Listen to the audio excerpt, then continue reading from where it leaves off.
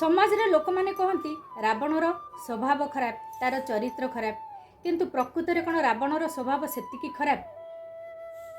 जेतिकी वर्तमान समाज रे पुरुष मानकर स्वभाव, तांकर चरित्र, तांकर नैतिक पतन हेछि। रावण सिना सीता को हरण कर नैथिला, किंतु ताकू जगिबा पई एवं तांकर सेवा करिबा पई महिला परिचारिका रखिथिला। सीतांकर बिना अनुमति रे तांको सहित मुहांमुही कथा भी होई नथिला। तांकर बिना अनुमति, बिना समर्पण रे तांको शरीर को से स्पर्श भी कर नथिला।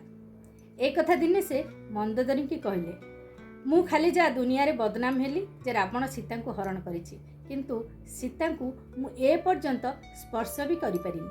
तापरे मंदोदरी रावण को कहले, आपण तो छद्मवेश रे ओस्ताद, ताहले रामंकर छद्मवेश होई आपण जाऊ नांती, सीता आपण को खुशी रे वरण करिवे।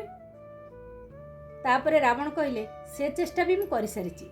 जेतेबेले मु रामंकर छद्मवेश नउछि, मते प्रत्येक नारी भितरे माँ भौणी देखा जाउछंती। मो भितरे कोनोसी खराब धारणा आसुनी, ताहले मु तांको सहित खराब व्यवहार केमिति करि परिबि?